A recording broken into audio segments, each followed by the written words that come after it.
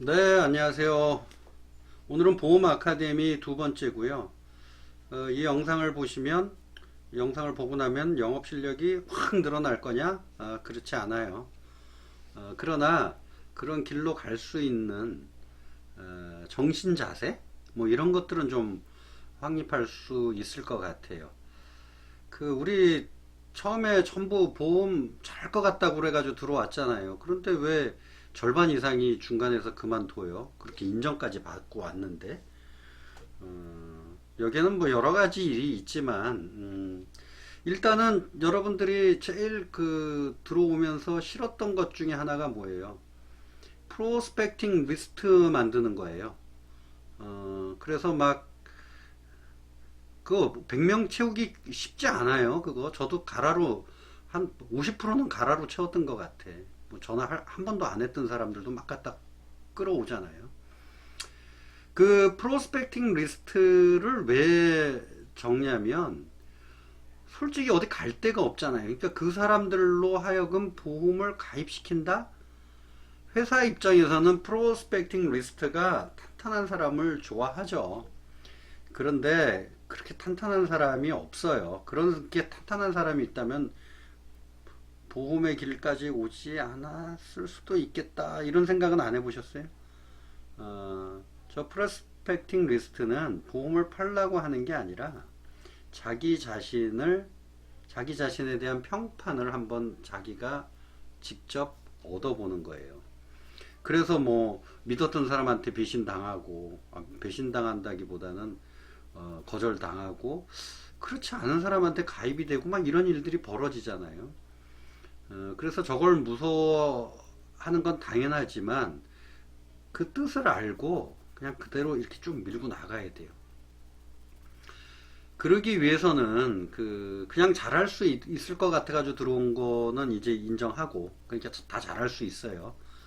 근데 잘하려면 나는 누구냐를 알아야 돼요. 나의 장점과 단점을 일단 알아야 돼. 이걸 냉정하게 평가를 하는 것들이 성공하는데 가장 기본적인 거예요. 이거보다 더 중요한 거는 뭐냐면 자신의 스타일이에요. 자신이 내성적이냐, 자신이 말이 많냐. 저 같은 경우는 그 장점 단점이 같아요. 그냥 보험을 하나 팔아놓고 내가 뭐 마치 큰 일을 한 것 같은 생각을 스스로 해요. 자뻑이 되게 심해요. 그러니까 고객을 만나도 그 자뻑을 하기 위한 생각? 그런 걸 했을 때 어떤 쾌감? 이런 것들을 많이 느끼기 때문에 제 고객들은 저보고 그냥 볼펜 등 깡패라고 그래요. 와가지고 다그치고. 그런데 이런 저희 특성과 다른 특성을 갖고 있는 분이 제가 하는 방식을 따라서 한다 그러면 안마다도 돌아가죠. 또 저희 사무실에 저보다는 월등히 잘하시는 분이 계세요. 그분은 굉장히 조용해. 근데 제가 그분이 그렇게 조용하게 해가지고 실적이 좋으니까 나도 그렇게 조용하게 그냥 따라가지고 이렇게 하면 안 맞아 돌아가요.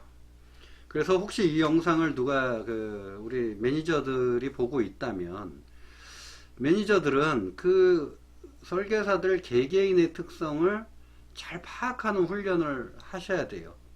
그렇지 않고 맨 처음에야 주입식으로 스폰지에 물 적시듯이 교육을 시키겠지만 그런 FTPA 과정이 끝나고 나면 특성을 아셔야 돼요. 저희가 그게 몹시 안타까워요. 그래서 뭐 우리 지점 SM들하고는 뭐 제가 척도 지고 그렇게 하고 있지만 에, 정말 그 중요한 문제거든요.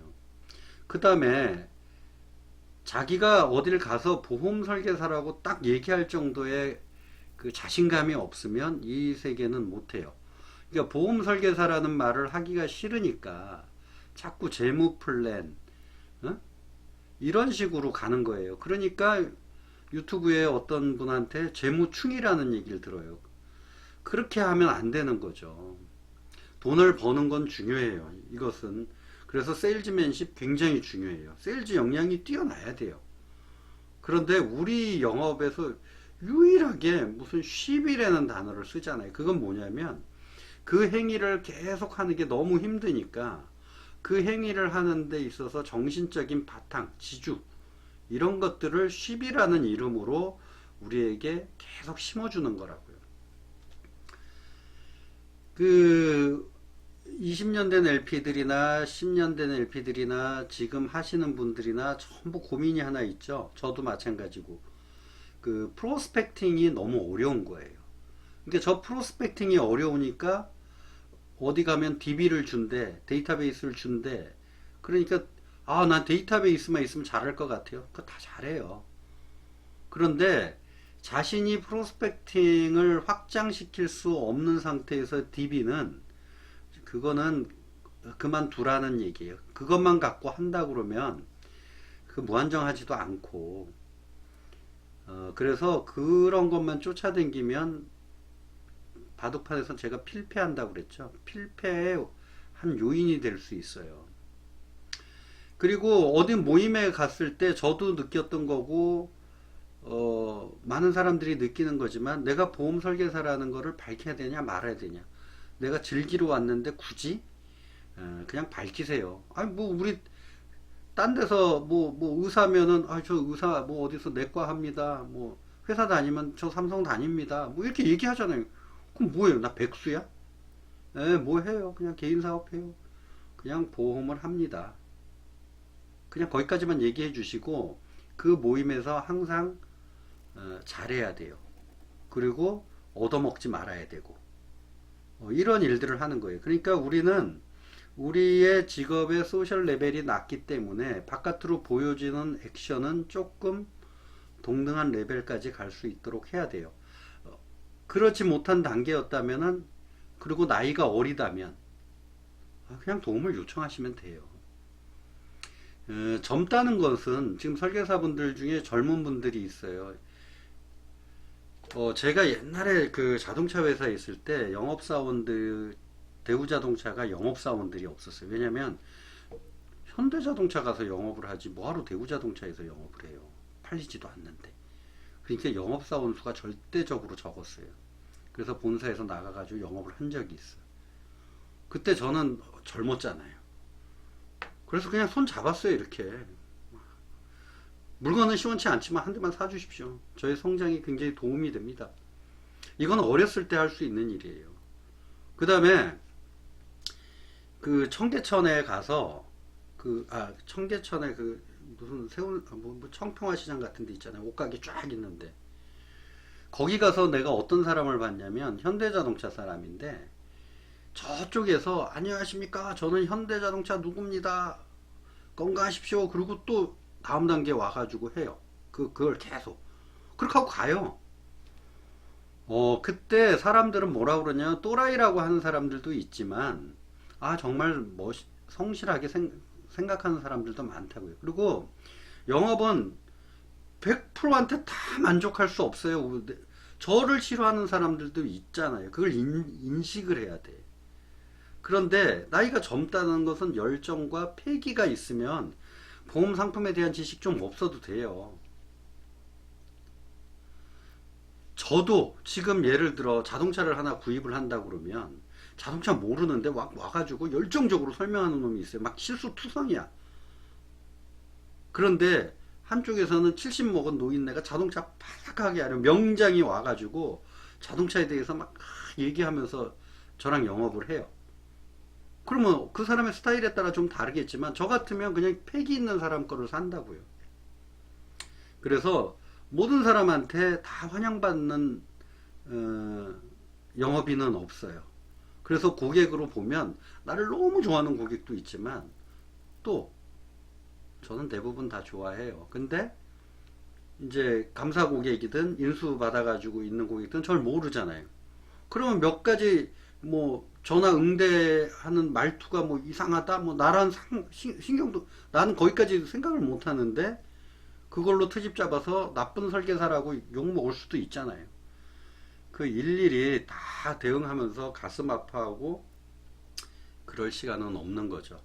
그런데 저는 이런 스타일인데 그렇지 좀 욕 좀 먹으면 못 견디는 분들이 있어요. 그런 분들은 일단 그거를 자기가 컨트롤할 수 있는 마인드 컨트롤 방법을 자기가 개발을 해야죠. 저처럼 할 수 있다라고 생각하는 것 자체가 모순이잖아요. 또 우리 사무실 얘기를 하는데 3W를 15년째 하고 있어요. 16년 했나 17년 했나 모르겠어요. 아무튼 저 그렇게 못하잖아요. 그렇다고 해서 나는 그렇게 하지 못하니까 영업에서 패퇴를 한다? 아니에요. 때에 따라서는 제가 그 토탈 사이즈에서는 더 클 수가 있잖아요. 그러니까 그 방식이 좋다 나쁘다는 이제 버리고 내 스타일이 어떤 거냐에 따라서 결정을 하셔야 돼요. 그래서 그 뭐 모티베이션 동영상 잠깐 보고 막 올랐다가 또는 누구 강의를 듣고 좋다라고 했다. 그거 타인의 모습이에요.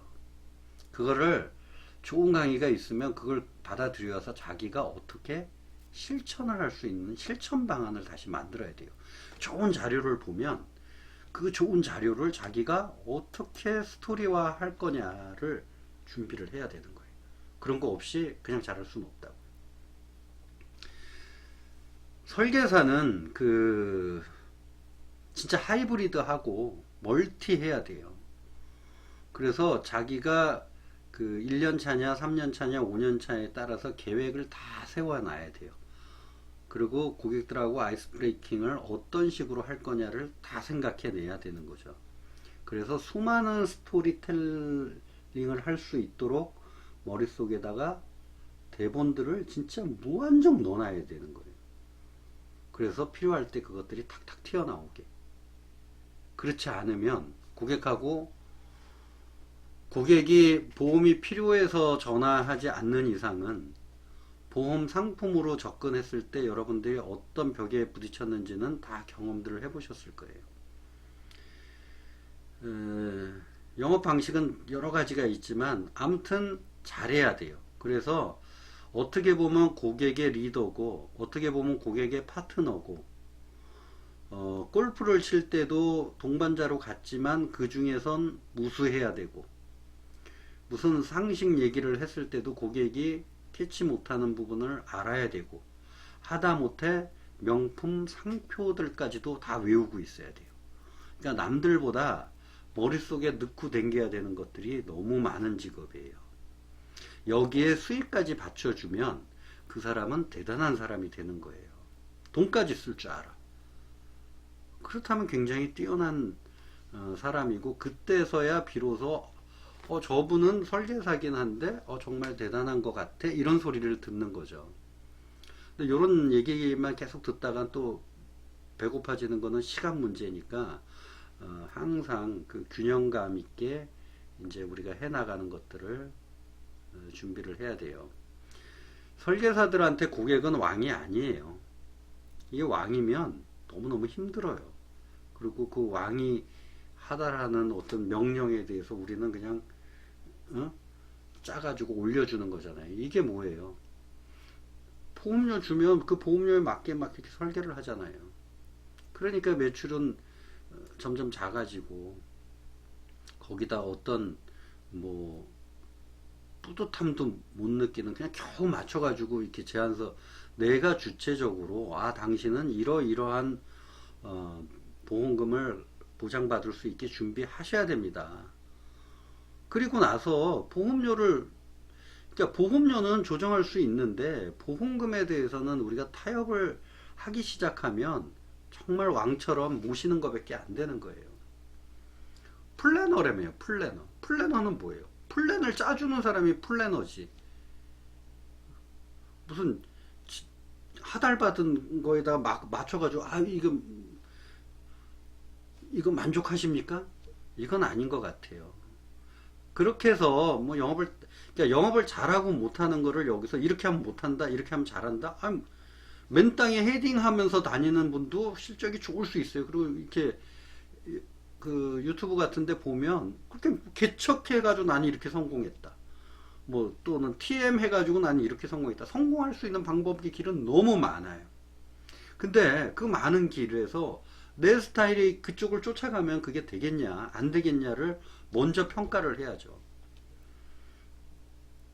저는 1편에서 말씀드렸듯이 그 영상에 나오는 어떤 한 설계사의 전체 모습을 그대로 구현하겠다라는 생각을 갖고 있고, 또 제가 멘토로 존경하는 분들, 그분이 따라가는 길을 해요.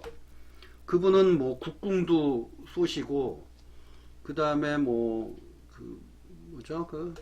수맥 탐사도 하시고 그런 것도 하시는 분이에요. 그래서 거기에서 안을 얻어서, 저는 요즘 이제 이 나이가 됐으니까 자녀 교육, 그리고 그 사람의 특성, 뭘 잘하고 뭘 못하는지를 판별하기 위한 도구로 뭘 썼어요? 사주명리라는 것들을 이제 하나의 또 그 소재로 쓰고 있는 거죠. 그래서 요즘은 만나면 뭐 기륭화복을 논하는 그런 그 우스운 점수를 보는 게 아니라, 서양의 MBTI처럼 그 사람의 특성에 대해서 한번 얘기하고, 뭐 내가 경험해봤던 사람들이잖아요. 아, 그러니까 네 사주는 이렇게 돼서 네 성격하고 이렇게 맞아 돌아가니 너는 이런 식으로 계속 지내면 되겠구나.